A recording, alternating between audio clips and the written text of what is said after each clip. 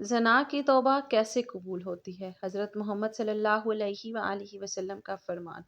ایک آدمی حضور صلی اللہ علیہ وآلہ وسلم کے پاس آیا اور فرمایا، یا رسول اللہ، مجھ سے گناہ ہو گیا ہے، میں زنا کر بیٹھا ہوں، میری توبہ کیسے قبول ہوگی؟ حضور صلی اللہ علیہ وسلم نے فرمایا، صرف یہ ایک عمل کر لو، اللہ تعالیٰ معاف کر دے گا۔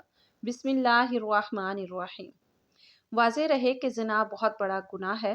قرآن و حدیث میں زنا کی سخت مذمت بیان کی گئی ہے اور زنا کرنے والوں کے بارے میں سخت وعیدیں نازل ہوئی ہیں۔ حدیث مبارک میں ہے، ساتوں آسمان اور ساتوں زمینیں شادی شدہ زناکار پر لعنت کرتی ہیں، اور جہنم میں ایسے لوگوں کی شرمگاہوں سے ایسی سخت بدبو پھیلے گی جس سے اہل جہنم بھی پریشان ہوں گے، اور آگ کے عذاب کے ساتھ ان کی رسوائی جہنم میں ہوتی رہے گی۔ ایک دوسری حدیث میں ہے، حضرت ابو ہریرہ رضی اللہ تعالیٰ عنہ روایت فرماتے ہیں کہ رسول اللہ صلی اللہ علیہ وآلہ وسلم نے فرمایا، زنا کرنے والا زنا کرنے کے وقت مومن نہیں رہتا، چوری کرنے والا چوری کرنے کے وقت مومن نہیں رہتا، شراب پینے والا شراب پینے کے وقت مومن نہیں رہتا۔ حضرت ابو امامہ رضی اللہ عنہ سے مروی ہے کہ ایک نوجوان نبی کریم صلی اللہ علیہ وآلہ وسلم کی خدمت میں حاضر ہوا اور کہنے لگا، یا رسول اللہ صلی اللہ علیہ وسلم، مجھے زنا کرنے کی اجازت دے دیجیے۔ لوگ اس کی طرف متوجہ ہو کر اسے ڈانٹنے لگے اور اسے پیچھے ہٹانے لگے، لیکن نبی کریم صلی اللہ علیہ وسلم نے اس سے فرمایا، میرے قریب آ جاؤ۔ وہ نبی کریم صلی اللہ علیہ وسلم کے قریب جا کر بیٹھ گیا۔ نبی کریم صلی اللہ علیہ وسلم نے اس سے پوچھا، کیا تم اپنی والدہ کے حق میں بدکاری کو پسند کرو گے؟ اس نے کہا، اللہ کی قسم کبھی نہیں، میں آپ پر قربان جاؤں۔ نبی کریم صلی اللہ علیہ وسلم نے فرمایا، لوگ بھی اسے اپنی ماں کے لیے پسند نہیں کرتے۔ پھر دریافت فرمایا، کیا تم اپنی بیٹی کے حق میں بدکاری کو پسند کرو گے؟ اس نے کہا، اللہ کی قسم کبھی نہیں، میں آپ پر قربان جاؤں۔ نبی کریم صلی اللہ علیہ وسلم نے فرمایا، لوگ بھی اسے اپنی بیٹی کے لیے پسند نہیں کرتے۔ پھر پوچھا، کیا تم اپنی بہن کے حق میں بدکاری کو پسند کرو گے؟ اس نے کہا، اللہ کی قسم کبھی نہیں، میں آپ پر قربان جاؤں۔ نبی کریم صلی اللہ علیہ وسلم نے فرمایا، لوگ بھی اسے اپنی بہن کے لیے پسند نہیں کرتے۔ پھر پوچھا، کیا تم اپنی پھوپھی کے حق میں بدکاری کو پسند کرو گے؟ اس نے کہا، اللہ کی قسم کبھی نہیں، میں آپ پر قربان جاؤں۔ نبی کریم صلی اللہ علیہ وسلم نے فرمایا، لوگ بھی اسے اپنی پھوپھی کے لیے پسند نہیں کرتے۔ پھر پوچھا، کیا تم اپنی خالہ کے حق میں بدکاری کو پسند کرو گے؟ اس نے کہا، اللہ کی قسم کبھی نہیں، میں آپ پر قربان جاؤں۔ نبی کریم صلی اللہ علیہ وسلم نے فرمایا، لوگ بھی اسے اپنی خالہ کے لیے پسند نہیں کرتے۔ پھر نبی کریم صلی اللہ علیہ وسلم نے اپنا دست مبارک اس کے جسم پر رکھا اور دعا کی کہ اے اللہ، اس کے گناہ معاف فرما، اس کے دل کو پاک فرما اور اس کی شرمگاہ کی حفاظت فرما۔ راوی کہتے ہیں، اس کے بعد اس نوجوان نے کبھی کسی کی طرف توجہ بھی نہیں کی۔ نیز واضح رہے کہ ہر گناہ اللہ تعالیٰ کی نافرمانی ہے اور اس کی اطاعت اور فرمانبرداری سے اعراض ہے، اور اللہ تعالیٰ کا نافرمان دنیا اور آخرت میں کہیں چین اور سکون نہیں پا سکتا۔ گناہ کرنے والے کی زندگی تلخ کر دی جاتی ہے۔ اللہ تعالیٰ کا ارشاد پاک ہے، ترجمہ، اور جو شخص میری اس نصیحت سے اعراض کرے گا تو اس کے لیے قیامت سے پہلے دنیا میں قبر اور تنگی کا جینا ہوگا۔ دنیا اور آخرت میں چین اور سکون پانے کا ایک ہی راستہ ہے کہ اس پالنے والے خالق و مالک کی نافرمانی چھوڑ کر اپنی پوری زندگی اس کی اطاعت اور فرمانبرداری میں گزاری جائے۔ پھر اللہ پاک اپنے بندے کو پاکیزہ اور بالطف زندگی عطا فرمائیں گے اور آخرت میں خوب اجر و ثواب سے نوازیں گے۔ سورہ نحل میں اللہ تعالیٰ کا ارشاد ہے، ترجمہ، جو شخص کوئی نیک کام کرے گا، خواہ وہ مرد ہو یا عورت ہو، بشرطے کہ صاحب ایمان ہو، کیونکہ کافر کے اعمال صالح مقبول نہیں، تو ہم اس شخص کو دنیا میں تو بالطف زندگی دیں گے اور آخرت میں ان کے اچھے کاموں کے عوض میں ان کا اجر دیں گے۔ دین اسلام میں مایوسی بالکل نہیں ہے۔ انسان خطا کا پتلا ہے، گناہ انسان کی فطرت میں داخل ہے، لیکن بہترین ہے وہ شخص جو گناہ کر کے اس پر قائم نہ رہے، بلکہ فوراً توبہ کر کے اللہ تعالیٰ سے معافی مانگ لے۔ نبی کریم صلی اللہ علیہ وسلم نے ارشاد فرمایا، ہر بنی آدم انسان بہت زیادہ خطا کار ہے، اور لیکن اللہ تعالیٰ کے نزدیک بہترین خطا کار وہ ہیں جو کثرت سے توبہ کرنے والے ہوں۔ حضرت حذیفہ بن یمان سے مروی ہے کہ نبی کریم صلی اللہ علیہ وسلم نے ارشاد فرمایا، اے مسلمانوں، زنا سے بچو، اس لیے کہ اس میں 6 نقصانات ہیں، 3 دنیا میں اور 3 آخرت میں۔ دنیا کے 3 نقصانات یہ ہیں، نمبر 1، زنا کرنے والے کے چہرے کی رونق ختم ہو جانا، نمبر 2، مسلسل غربت، نمبر 3، عمر کا کم ہو جانا۔ آخرت میں پیش آنے والی 3 چیزیں یہ ہیں، نمبر 1، اللہ کی ناراضگی، نمبر 2، برا حساب و کتاب، نمبر 3، دوزخ کی آگ میں ہمیشہ رہنا۔ زنا سے چہرے بے رونق اور بے نور ہو جاتے ہیں۔ مذکورہ بالا حدیث کی روشنی میں پتہ چلا کہ زنا کرنے والوں کو دنیا میں سخت ذلت اور رسوائی سے دوچار ہونا پڑتا ہے، جن میں پہلی سزا یہ کہ زنا کرنے والے کے چہروں کی رونق ختم ہو جاتی ہے اور ان کے چہروں سے ہمیشہ ذلت اور خواری کا علامت ظاہر ہوتی ہے۔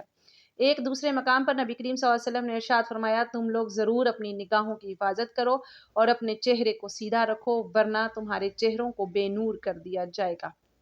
زنا سے فقر و فاقہ اور مسکنت پیدا ہوتی ہے۔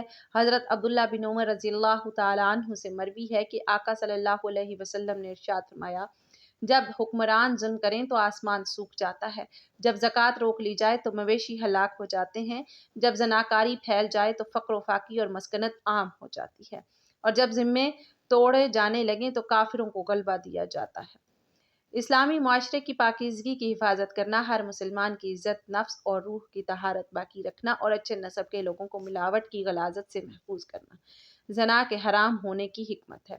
عبرانی کی ایک صحیح روایت ہے کہ ابو العاص نبی کریم صلی اللہ علیہ وسلم سے روایت کرتے ہیں کہ آپ صلی اللہ علیہ وسلم نے فرمایا، روزانہ آدھی رات کے وقت آسمان کے دروازے کھول دیے جاتے ہیں اور ایک پکارنے والا فرشتہ پکارتا ہے کہ ہے کوئی دعا کرنے والا جس کی دعا قبول کی جائے، کوئی سوال کرنے والا جس کا سوال پورا کیا جائے، کوئی مصیبت زدہ جو دعا کرے اور اس کی مصیبت دور کر دی جائے۔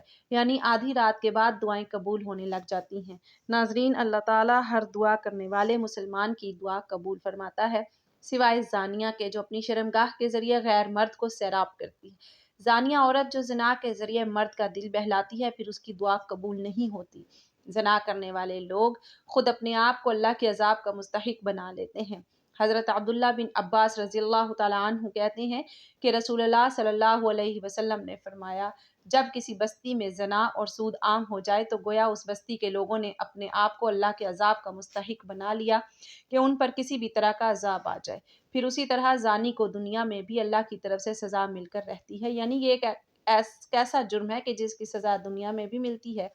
حضرت انس کہتے ہیں رسول اللہ صلی اللہ علیہ وسلم نے فرمایا، دو گناہ ایسے ہیں جن کی سزا میں جلدی کی جاتی ہے اور دنیا ہی میں دے دی جاتی ہے۔ نمبر 1 زنا، نمبر 2 والدین کی نافرمانی کرنے والا، ماں باپ کی بات نہ ماننا، اور اب یہ کہ جو شخص ایسی بیماریوں میں مبتلا ہو جاتا ہے، یعنی زنا جیسی بیماری میں مبتلا ہو جاتا ہے، تو پھر اس کا ایمان کیسے رخصت ہوتا ہے کہ اس گناہ کو چھپانے کے لیے جھوٹ پر جھوٹ بولتا چلا جاتا ہے، ایک نہیں کئی جھوٹ بولتا ہے، اور جب کوئی انسان جھوٹ بولتا ہے تو اس کے منہ کی بدبو سے فرشتہ اس سے کئی میل دور چلا جاتا ہے، اس انسان سے اللہ تعالیٰ کی حفاظت ہٹ جاتی ہے اور وہ شخص ذلیل ہو کر رہتا ہے۔ دنیا میں بھی انسان پر طرح طرح کی بیماریاں اور طرح طرح کی مصیبتیں نازل ہوتی ہیں، پھر بڑھاپے کی عمر میں زنا کرنا اللہ کے غضب اور غصے کو بھڑکاتا ہے۔ اللہ تعالیٰ قیامت کے دن 3 لوگوں سے غصے کی وجہ سے بات نہیں کریں گے اور نہ ہی جنت میں داخل ہونے کے لیے پاس کریں گے۔ ابو معاویہ حدیث کے راوی نے کہا، اور نہ ہی اللہ تعالیٰ ان کی طرف نظر کرم فرمائیں گے اور ان کے لیے دردناک عذاب ہے۔ نمبر 1 بوڑھا زانی، دوسرا جھوٹا حکمران، اور تیسرا متکبر فقیر۔ پھر اسی طرح جس بستی میں زنا عام ہو جائے وہاں موتیں بہت ہونے لگتی ہیں، موت کی کثرت ہو جاتی ہے، قتل کی کثرت ہو جاتی ہے۔ پھر اسی طرح کسی بھی غیر حاضر شخص کی بیوی سے زنا کرنے والے شخص پر اللہ تعالیٰ قیامت کے روز ایک سانپ مسلط کر دیں گے، یعنی کسی عورت کا شوہر کہیں گیا ہوا ہے اور ظاہر ہے کہ شوہر بیوی کا محافظ ہوتا ہے، اور اب اگر وہ اکیلی ہے تو اس کو اکیلا پا کر کسی نے اس کے ساتھ اگر برائی کی، ایسا شخص قیامت کے دن اس انجام سے دوچار ہوگا۔ عبداللہ بن عمر کہتے ہیں رسول اللہ صلی اللہ علیہ وسلم نے فرمایا، جو شخص کسی غیر حاضر آدمی کی بیوی کے بستر پر آ کر بیٹھتا ہے، اس کا انجام اس شخص جیسا ہے جیسے قیامت کے روز زہریلے سانپوں میں سے ایک سانپ ڈسے گا۔ پھر ہمسائے کی بیوی سے زنا کرنے کا عذاب یا اس کی سزا کسی بھی دوسری عورت کے ساتھ زنا کرنے سے 10 گنا زیادہ ہے، کیونکہ ہمسایوں کے بھی کچھ حقوق ہیں۔ حضرت عبداللہ رضی اللہ تعالیٰ عنہ بیان کرتے ہیں کہ میں نے رسول اللہ صلی اللہ علیہ وسلم سے پوچھا، کون سا گناہ اللہ کے نزدیک سب سے بڑا ہے؟ آپ نے فرمایا، یہ کہ تو اللہ کے ساتھ کسی کو شریک ٹھہرائے جبکہ اس نے تمہیں پیدا کیا ہے۔ وہ کہتے ہیں میں نے آپ سے عرض کی، یہ تو واقعی بڑا گناہ ہے۔ وہ کہتے ہیں میں نے پوچھا پھر کون سا؟ آپ نے فرمایا تو اپنی اولاد کو اس اندیشے سے قتل کر دے کہ وہ تمہارے کھانے میں شریک ہوگی۔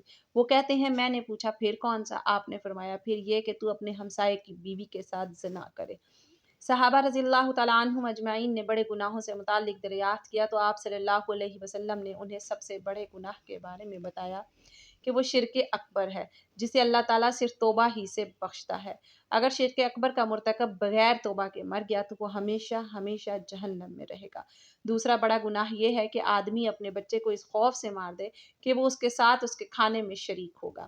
چنانچہ کسی ایسی جان کو مار دینا جسے اللہ نے حرام کیا ہو، اس کا مرتبہ بڑے گناہوں میں دوسرا ہے۔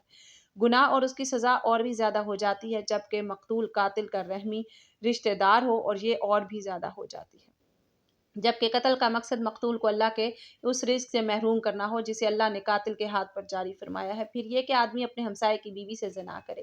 کبیرہ گناہوں میں تیسرا درجہ زنا کا ہے، اس کا گناہ اور بھی زیادہ بڑا ہو جاتا ہے جبکہ جس عورت سے زنا کیا جائے وہ ہمسائے کی بیوی ہو جس کے ساتھ شریعت نے حسن سلوک، نیکی اور اچھی صحبت کی نصیحت کی ہے۔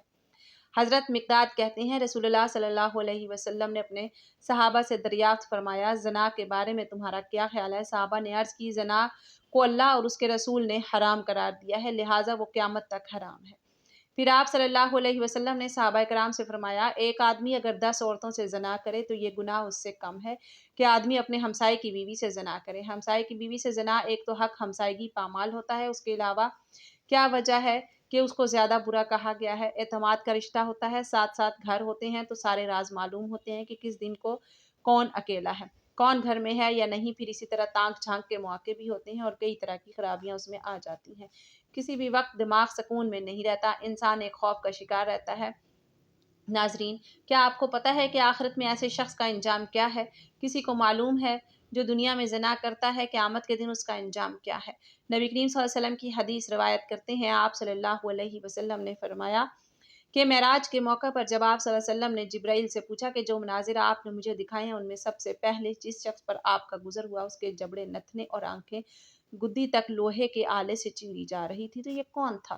تو بتایا گیا یہ وہ شخص تھا جو صبح کے وقت گھر سے نکلتا، جھوٹی خبریں گھڑتا، جو آنن فانن ساری دنیا میں پھیل جاتی، اور اب تو میڈیا کے ذریعے ایک جھوٹ پوری دنیا میں کروڑوں مرتبہ ملٹی پلائی ہو جاتا ہے، اور ننگے مرد اور عورتیں جو آپ نے تنور میں جلتے دیکھے، کتنا ٹائٹ ہوتا ہے وہ زانی مرد اور عورتیں، یا دنیا میں زنا کرنے والے مرد اور عورتیں اس تنور کے اندر آگ میں جل رہے ہیں۔ اور تیسرا شخص جو خون کی ندی میں غوطے کھا رہا تھا، ہم نے دیکھا جس کے منہ میں بار بار پتھر ڈالے جا رہے تھے، کہ وہ شخص جو دنیا میں سود کھاتا تھا۔ اب دیکھیے کہ یہ ایک ایسی بیماری ہے، ایک ایسی خرابی ہے کہ جس کو افسوس کے ساتھ کہنا پڑتا ہے کہ اس مسلمان معاشرے میں آزادی کے نام پر خرابی بھی نہیں سمجھا جاتا۔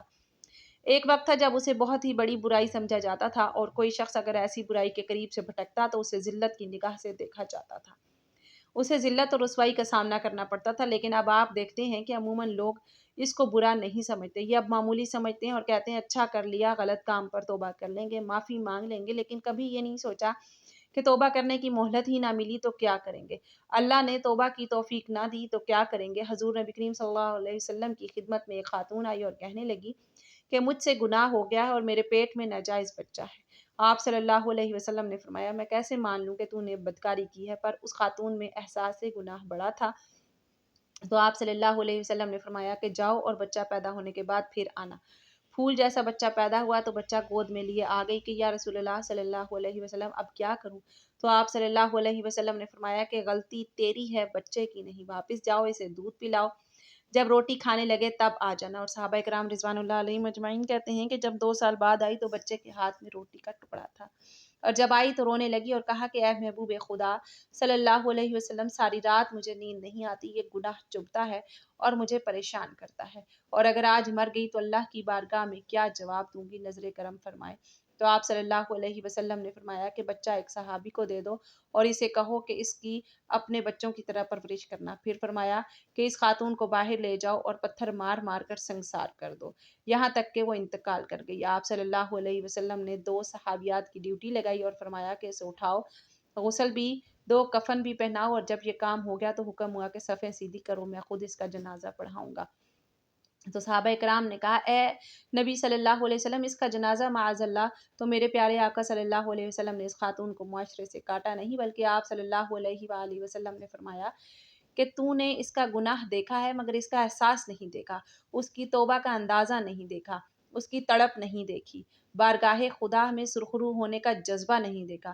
آپ صلی اللہ علیہ وسلم نے فرمایا کہ اس نے اتنی اعلیٰ توبہ کی ہے کہ اگر ساری امت میں بانٹ دو تو اللہ سب کی بخشش فرما دے۔ ایک نوجوان صحابی جسے معاذ رضی اللہ تعالیٰ عنہ کے نام سے جانتے تھے، ان کی شادی مدینہ منورہ میں ہوئی تھی۔ ایک دن شیطان نے ان کو پھسلایا، ان کو ایک انصار کی لونڈی پر مائل کر دیا اور راہ حق سے ہٹانے کی کوشش کی۔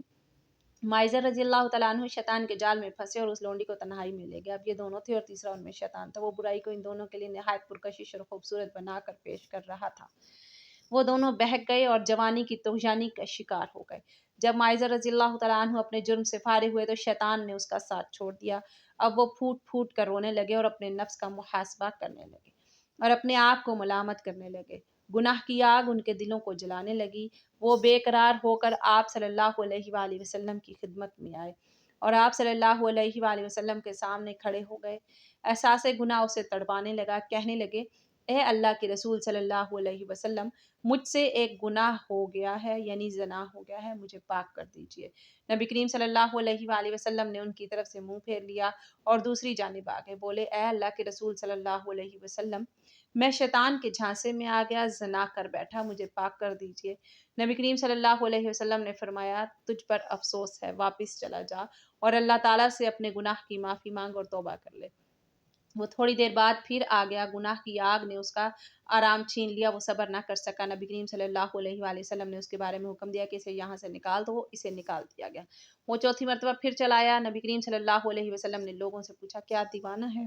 لوگوں نے کہا، اللہ کے رسول صلی اللہ علیہ وسلم، ہم تو اس میں ایسا کوئی مرض نہیں پاتے۔ آپ صلی اللہ علیہ وآلہ وسلم نے فرمایا، شاید اس نے شراب پی ہوئی ہے، اس لیے ایسی حرکتیں کر رہا ہے۔ ایک آدمی کھڑا ہوا، اس نے معاذ رضی اللہ تعالیٰ عنہ کا منہ سونگا، اسے شراب کی کوئی بو محسوس نہیں ہوئی۔ نبی کریم صلی اللہ علیہ وسلم نے پوچھا، تجھے پتہ ہے زنا کسے کہتے ہیں؟ اس نے کہا، جی ہاں، میں ایک عورت کے ساتھ اس طرح حرام کا ارتکاب کر بیٹھا ہوں جسے ایک آدمی حلال طریقے سے اپنی بیوی کے پاس کرتا ہے۔ آپ صلی اللہ علیہ وسلم نے پوچھا، اب اس بات سے تمہارا کیا مطلب ہے؟ اس نے کہا، مجھے پاک کر دیجئے۔ نبی کریم صلی اللہ علیہ وسلم نے مکمل تفتیش کروائی، جرم ثابت ہونے پر حد جاری فرمائی۔ آپ صلی اللہ علیہ وسلم نے حکم دیا اور اسے سنگسار کر دیا گیا۔ جب اس کی نماز جنازہ پڑھائی گئی اور اسے دفن کر دیا گیا تو نبی کریم صلی اللہ علیہ وسلم دو آدمیوں کے پاس سے گزرے۔ وہ آپس میں باتیں کر رہے تھے کہ دیکھو، اس آدمی پر اللہ نے پردہ ڈالا تھا لیکن اس نے اپنے آپ کو خود ہی ہلاکت میں ڈال لیا، حتیٰ کہ اسے پتھر مار مار کر یوں ہلاک کر دیا گیا جیسے کتے مار دیے جاتے ہیں۔